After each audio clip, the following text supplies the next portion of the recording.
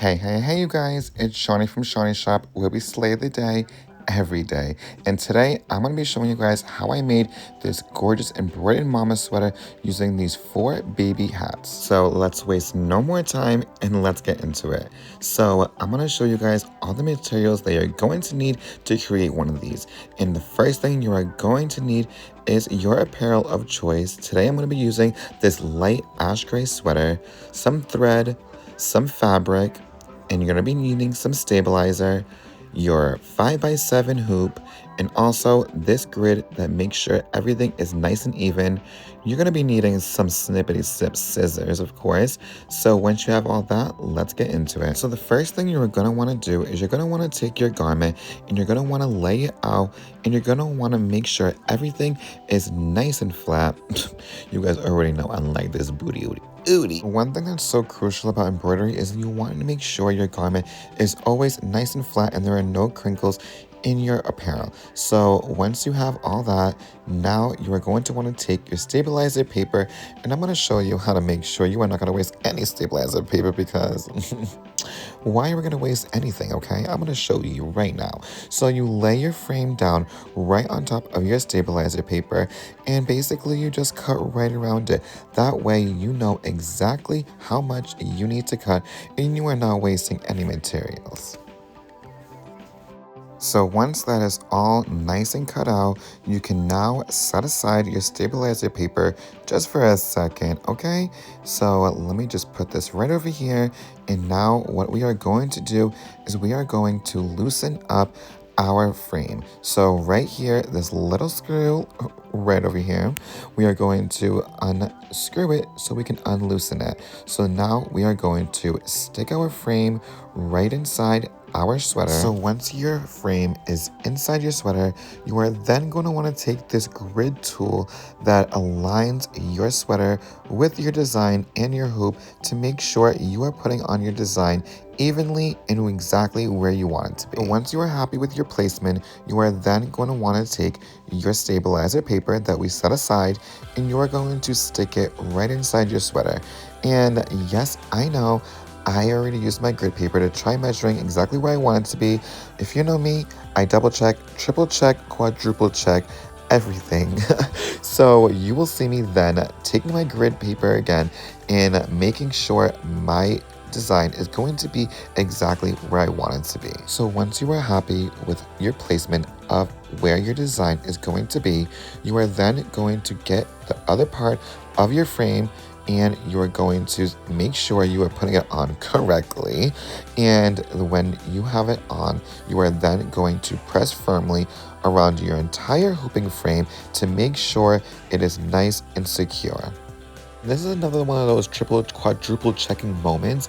After that is all set, I hold my shirt up just to make sure I'm 100% happy with the placement of my hooping frame. So now I can go in and finalize the details, quote unquote. So that's when you can go and tug very slightly around your hooping frame to make sure your hooping frame is nice and tight. Be careful not to tug too hard, because what you'll end up doing is taking out your entire hooping frame and having to hoop it all over again. So what you're going to do now is you're going to flip your garment inside out, and we are now going to tighten our hooping frame. Think of this as like the foundation to your embroidery, because what this is you are setting up. You're pretty much prepping your shirt, like how you prep a tumbler, prep some food. This is the prep stage, the foundation. So you're going to want to make sure you are going nice and slow. You are not rushing this process, because you want a nice and tight hooping frame, because without that, you got no foundation, baby. And what I like to do now to quadruple check is I do the little flick test to make sure it is nice and tight. So now it is ready to go. So let's turn on our embroidery machine and power this baby on. If you are looking for an amazing, affordable embroidery machine, my Embroidery PE-900 is the one for you. This is literally such an amazing embroidery machine, and it has already been like 3-4 years of using it, and it is still running like it was when I first got it. after exporting my design from the Brother database into my Brother machine, I am now going to show you guys how easy it is to take the design out that I just exported from just a few click of buttons. It is that easy. So what I'm going to be doing today is obviously the mama, and yes, it is in different colors because it is going to stop after every letter. And now you guys can see exactly how long it's going to take and how much thread it is going to need.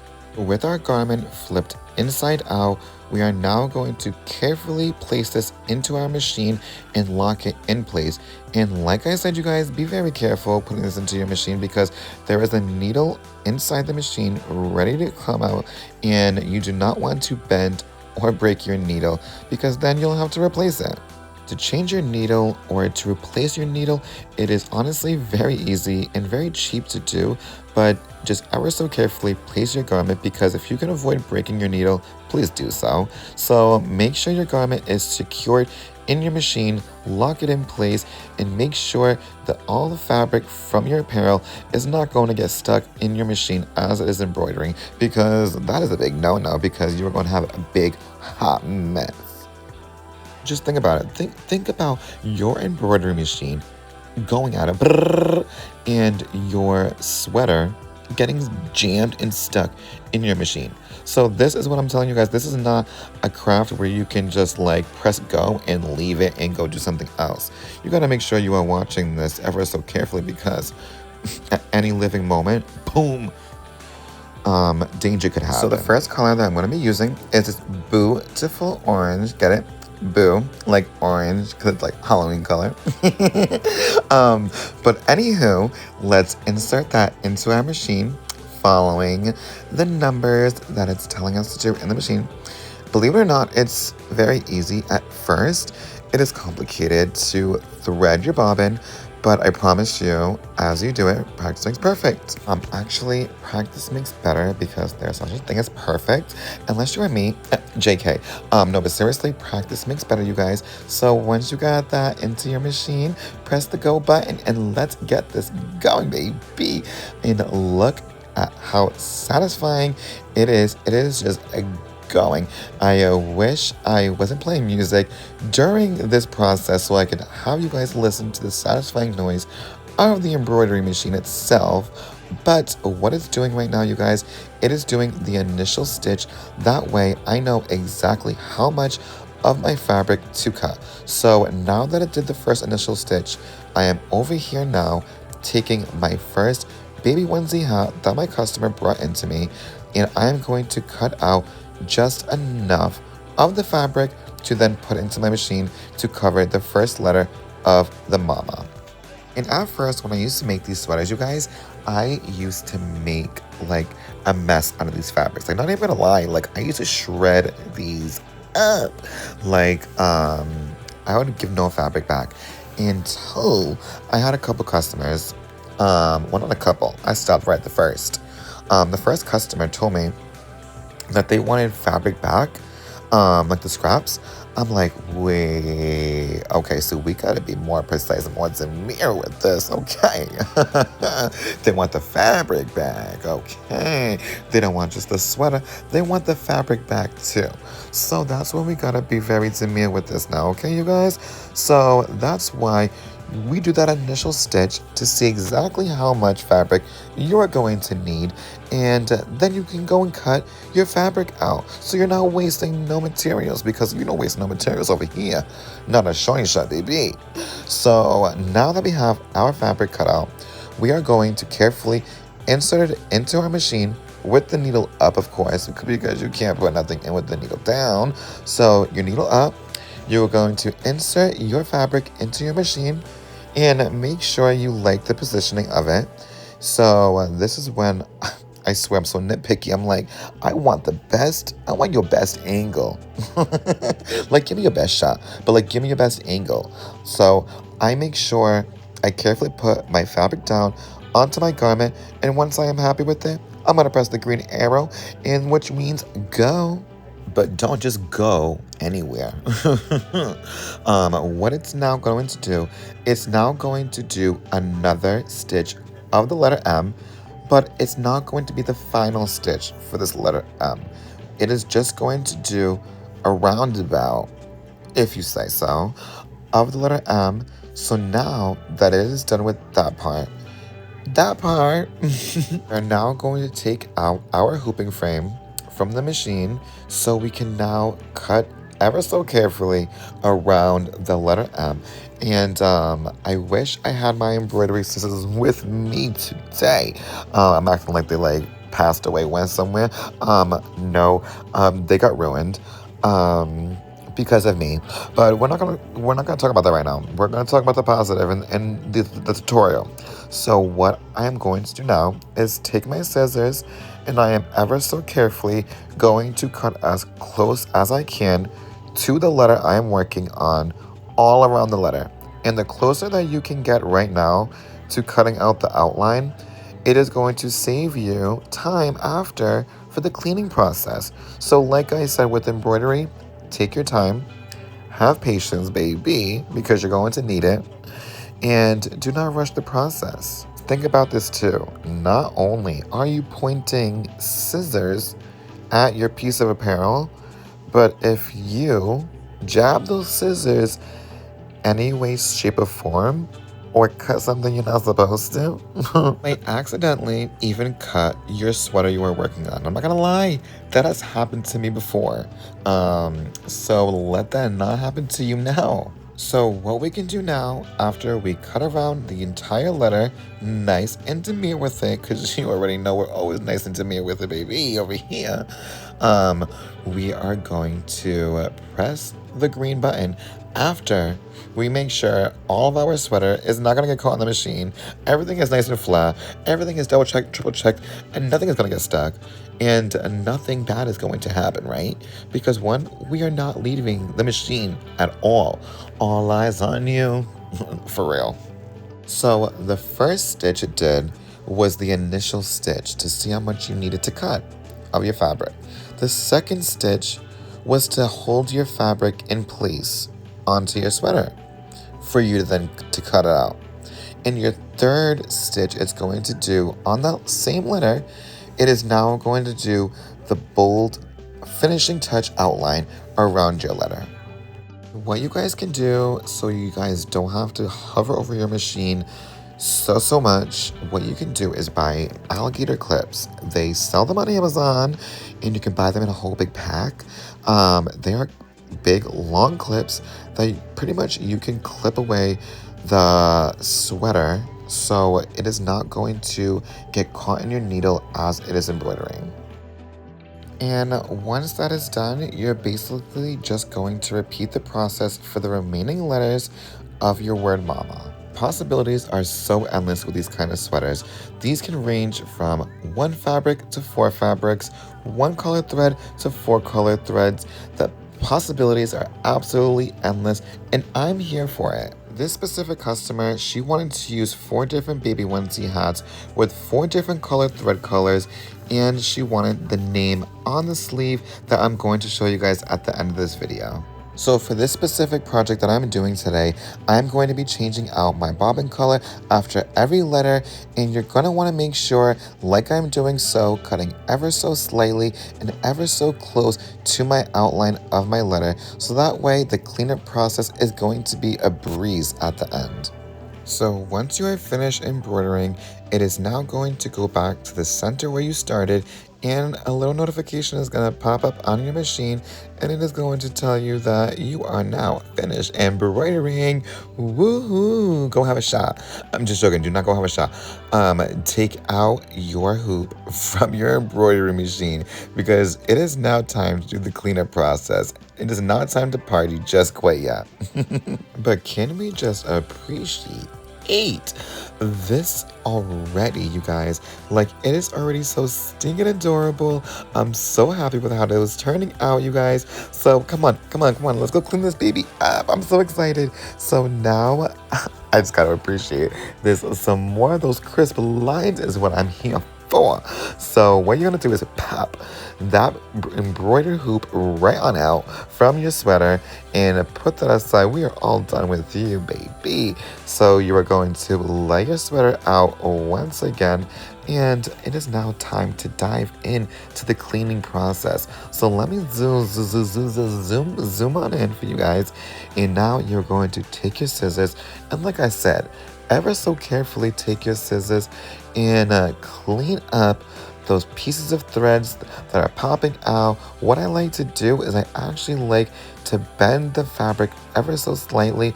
That way, those loose pieces of threads will actually come out. And I'm so sorry because I thought I was in frame, but I guess I was surely not. So let me cut this out real quick so you guys can come back and see what I'm really doing. Now, just like how you clean up a tumbler, how you wash the dishes, clean the floor, do the finishing touches of whatever, this is that part. These are the finishing touches. These are the details. This is what makes your design even better, you guys, and what makes you stick out from all the rest. Because yes, I very so much so could have left the sweater just like this, but I'm not, because we are not going to rush the process, because look how stinking beautiful that is already looking. You already know, give you the quick little sneak peek. Sorry, not showing you the full reveal just yet. So now what you're going to do is you're going to flip out your garment inside out, and we are now going to remove our stabilizer paper. And this is what distinguishes a good embroiderer and a lazy one, because some people just like to leave on this backing paper, but no, you are not going to do that, because if you do that, it's just going to be very stiff. Your design is going to be stiff. It is not going to move. It's not going to flow. So what you're going to do is carefully remove all your backing paper. That way, your design is going to breathe. It's going to be like, whoo, it's going to breathe. And it's going to be able to flow and move and be even more beautiful, okay? So watch what I'm doing and do it. But don't go too far, because it is not done just yet. We are now, after we take out all our stabilizer paper from the inside of our sweater, it is now time to take our handy dandy scissors, and we are gonna cut off those little ends of threads, because I don't know about you, but I don't want those little ends of threads itching on the inside. Like, you know, like when you just like feel like a little piece of like thread or like a hair, and it's just like, ugh, why are you there? So I got your back. I am going to make sure it is nice and cleaned up, and I am not gonna leave no crumbs behind, baby. But if your embroidered sweater, shirt, apparel doesn't look like this when you receive it, you come and shop with Shoni Shop, baby, because I got you. Not for real though. I'd be upset if it doesn't look any other than like how this looks right now, because you guys, I'm not even gonna toot my own horn or anything, but like, this is so beautiful, like so beautiful. And I am not done yet, you guys. So now we are going to be adding the finishing touches, because what my client wanted as well is she wanted her baby's name on the sleeve as well. So that's when I'm going to send my design on over to my Pro Colored F13 DTF printer, always serving such amazing quality and excellence, and always so convenient. So let's get that printed out, you guys. But what I'm going to do as it's printing out is I'm actually going to start heating up my Pro Colored DTF oven. That way, when my design is finished, my DTF oven is ready to go. So what I'm going to do now, my design is already ready. So let's shoot it on out and use this handy dandy tool to make a nice precise cut. Just look at how absolutely gorgeous this DTF transfer turned out. From the colors to the details, I am obsessed. So what we are going to do now is we are going to cover our DTF design in DTF powder. And so sprinkle on that powder, and you are going to go back and forth over your design, making sure you are covering every bit of your design with DTF powder. So once you know that you have covered your design completely, you can then take your DTF design and give it a good shake and just shake all that excess powder off. So now let's head on over to our DTF oven that is ready to go and heat it up. You are going to place your DTF design face down, close it on up, and press the start button so it can now count down. Some of you are wondering why I'm using DTF instead of embroidering, but with my machine specifically, it is incredibly hard to embroider on the sleeves, so I'm making my life a lot easier in using DTF rather than embroidery on the sleeves, but being able to still serve the beautiful, gorgeous possibilities that my customers want. And look how gorgeous it is, fully cured and ready to be pressed onto my apparel. So once my heat press is ready to go and heated up to the time and temperature that I like it to be, I'm then going to carefully place the name onto the sleeve of my sweater and press it down. And ta-da! You are then going to be left with an absolutely gorgeous, sentimental sweater that you just embroidered with someone's baby onesie hats. It could be baby onesie hats, it could be baby onesies, it could be a baby blanket, any piece of fabric you can embroider onto your sweater, shirt, you name it, you can do it. And look how gorgeous this turned out, you guys, from these details to the crisp lines to the adorable fabric that we chose. I am so in love with it, with the added name on the sleeve, completing the look. This is so stinking cute, and I am so happy with the results, and I can't wait to give this to my customer to see how happy she's going to be. Well, let me know what you guys would like to see next time on my channel. As always, slay the day, every day. Shawnee, out. Mwah.